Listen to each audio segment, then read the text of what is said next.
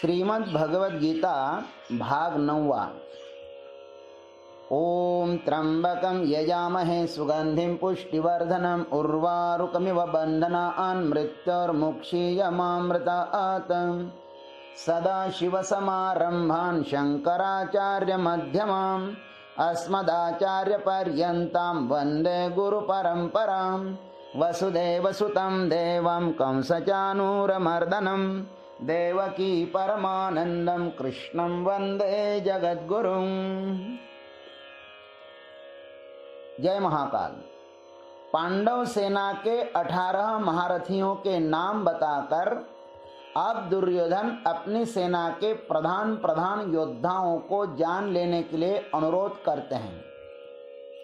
अस्माकन्तु विशिष्टाये तां निबोध द्विजोत्तम नायका मम सैन्यस्य संज्ञार्थं तान् ब्रवीमिति।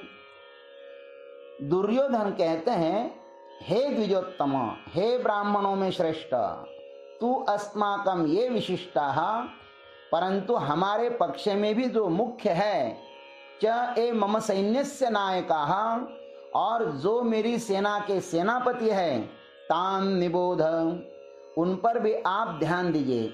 ते संज्ञार्थम तान ब्रवीमि, आपको स्मरण दिलाने के लिए उनको मैं बताता हूं।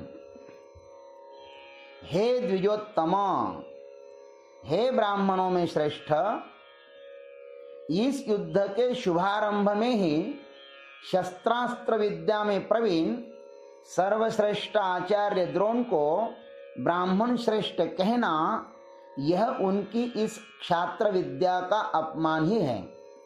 क्योंकि ब्राह्मणों का कार्य वेद पढ़ाना और समाज में शांति स्थापन करना होता है, युद्ध करना नहीं।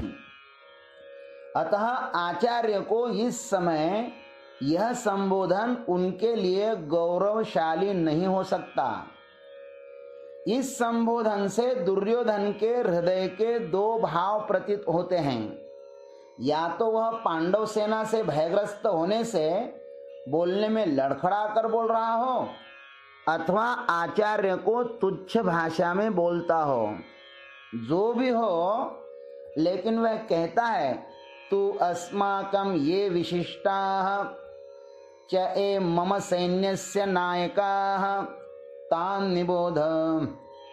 परंतु हमारी सेना में भी जो अति विशेष रथी, महारथी, अतिरथी, अर्धरथी आदि महान लोग हैं, उसी प्रकार जो हमारे सैन्य के नायक अर्थात सेनापति है, हालांकि आप उन्हें जानते ही हैं, तो भी मैं उन्हें बताता हूं।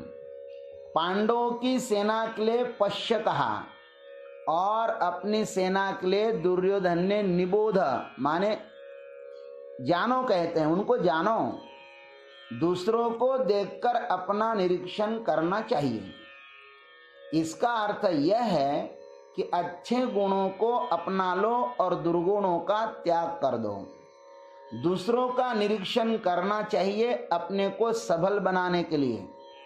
दूसरों के गुण दोष यदि हमारे भीतर मत्सर पूर्वक द्वेष को जन्म देवे, तो समझना चाहिए कि हम बहुत ही निर्बल व्यक्ति हैं। ईर्ष्या, द्वेष यह कमजोरी का ही परिचायक है। अतः हर क्षण साधक को सावधान रहना चाहिए। अब कहते हैं, ते संज्ञार्थम तान ब्रवीमि, मम सैन्य और अहम ब्रवीमि। दुर्योधन के इन दो वाक्यों में भी अहंकार की ही गंध आती है। धृतराष्ट्र और दुर्योधन ममता से जकड़े हुए हैं, इसलिए इनके वाणी में मम मम की बदबू आती है।